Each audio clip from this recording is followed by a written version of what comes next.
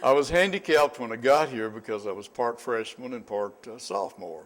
I'd had the courses I mentioned, but I had not had elementary surveying. I did not have what we call engineering drawing, which is now graphics, I believe.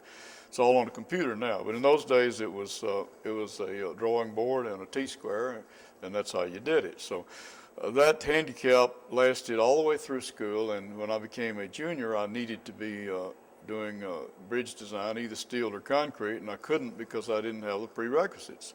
Therefore, I had to do both concrete and steel as a senior, and I was taking 21 quarter hours when my friends were taking 16, so I was a tired puppy. I carried the fact that I learned how to be an engineer, and I was able to get a job in Memphis as a structural design engineer.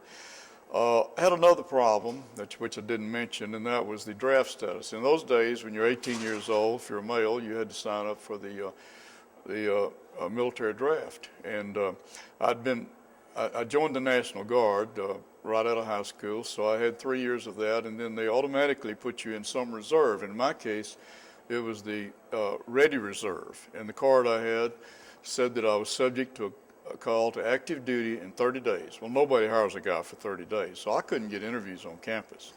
And then I still tell people that the Lord sent me this little blue card that said standby reserve. I said, I can get a job now. And I'd already been to Nashville and taken all the exams for OCS. I was going to become a naval officer rather than being going into the Army as an enlisted man. But when I got to standby reserve, I realized I could get a job, so I hitchhiked from Tennessee Tech to Memphis and interviewed for 2 days, I believe. Rented a room for $1 a night. I'd been taught that when I was selling Bibles door to door. Always get a room for $1 a night, Ray. And of course, the lady always says, you do not have kitchen privileges now, and I will not clean your room. So I walked the streets and rode the city bus till I found a job, and I was just asked one question. Mr. Kenworthy said, Ray, can you do structural design, concrete design? And I said, yes, sir, I sure can. Dr. Prescott taught me how to do concrete design.